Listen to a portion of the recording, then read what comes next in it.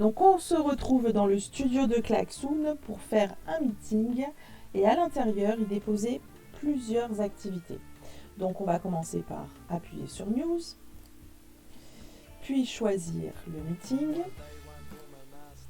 On donne un nom à notre meeting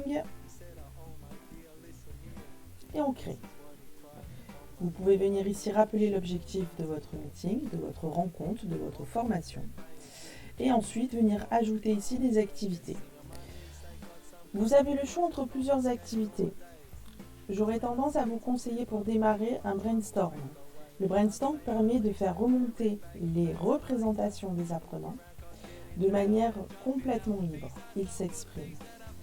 Vous pouvez également faire remonter les représentations grâce au quiz ou au sondage, mais vous savez que comme c'est vous qui avez créé les réponses, et bien forcément ça va guider aussi les réponses de vos apprenants. L'aventure, je la mettrai plutôt pour la fin de l'animation, parce que c'est vraiment un peu un récap de tout ce qui a pu être vu dans la formation. Et la capsule, c'est plutôt pour du distanciel en asynchrone. Ils pourront venir sur la capsule quand ils le souhaitent. Donc on ajoute un brainstorming pour démarrer, mais vous avez le choix. Donc, je note le nom de mon brainstorming. On peut venir ajouter une image si on le souhaite. Donc ici, dans la partie objectif, il faudra noter votre consigne. Sur quel sujet vous voulez que les participants s'expriment. Et ensuite, on enregistre. Vous pouvez choisir un mode contrôlé par l'animateur ou libre. J'aurais tendance à laisser libre, c'est-à-dire que les apprenants vont pouvoir écrire les sujets, mais également venir modifier l'emplacement de leur sujet. Et on revient en arrière pour ajouter autre chose. Donc là, maintenant, vous pouvez ajouter un quiz si vous le souhaitez. Donc, créer un nouveau quiz, un principe, on le nomme. Donc, vous direz sur quoi porte le sujet. Sur les quiz, vous avez la possibilité de laisser les apprenants répondre à leur propre rythme, ou alors d'attendre que tous les apprenants aient fini de répondre à la première question pour passer à la question d'après.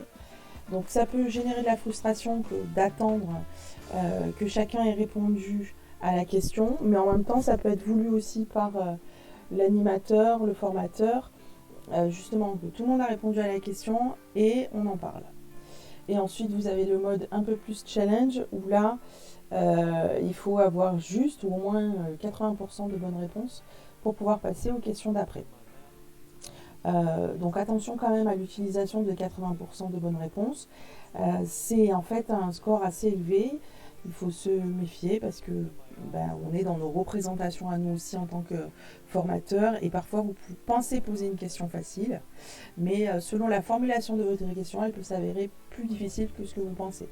Donc j'aurais tendance à vraiment baisser sur curseur si toutefois vous voulez l'utiliser. Mais moi j'ai tendance à utiliser le mode libre. Et ensuite, au niveau des questions, là vous avez différentes questions. Donc vous avez le QCU, donc le questionnaire à choix unique, une seule bonne réponse valable.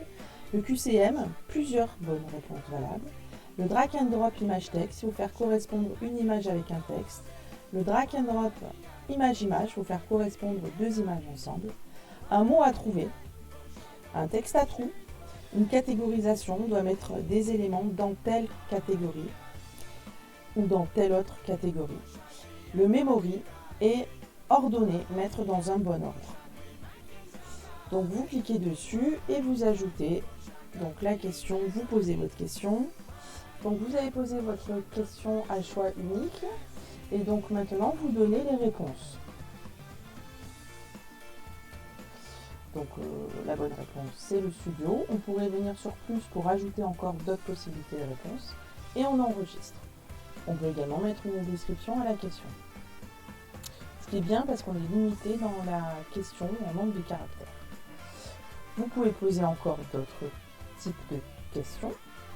Et ensuite, vous pouvez également, si vous le souhaitez, ajouter un sondage.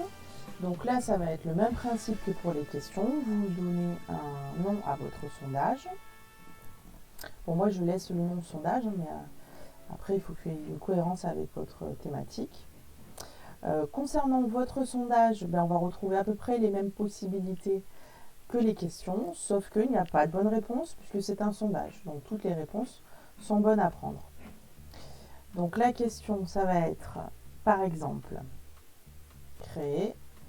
Et là, je vais dire, créer des aventures, créer des capsules,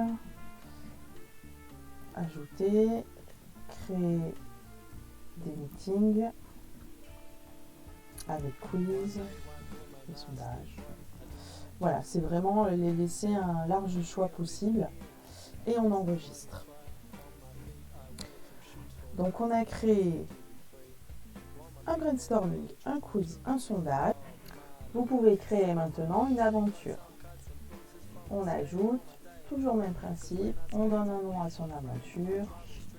On peut venir ajouter une image, on crée. On donne l'objectif de son aventure, on vient choisir une thématique ici. Un classement ou pas qui va être affiché. Un nombre de points plus ou moins important par question, on enregistre. On retrouve toujours ces mêmes questions. Je peux laisser libre choix des apprenants à travailler à leur rythme ou je contrôle moi-même. Première étape, on s'arrête, on peut en discuter, on passe à l'étape d'après. Ou en mode un peu challenge. Et ensuite, on passe aux étapes. Donc là, il faut ajouter des noms d'étapes et après, une fois que vous avez écrit votre première étape, vous allez créer vos questions.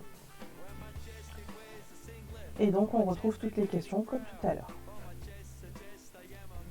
Et ensuite, vous pouvez ajouter une étape 2. Et pareil, venir choisir vos questions.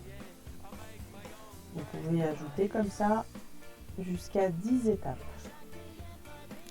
Une fois que vous avez créé votre aventure, on peut aussi ajouter une capsule si vous le souhaitez. Les capsules vont être intéressantes pour faire un travail à distance en asynchrone. Donc vous pouvez la préparer, mais elle ne sera peut-être pas utilisée tout de suite. Vous pouvez préparer des questions live. Donc c'est des petites questions sous forme de vote.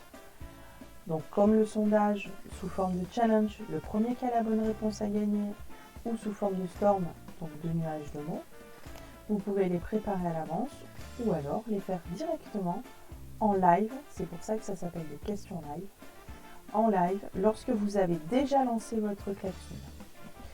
Et en dernière étape, l'étape 4, c'est venir déposer ici votre présentation en PDF, ajouter des photos ou encore des vidéos.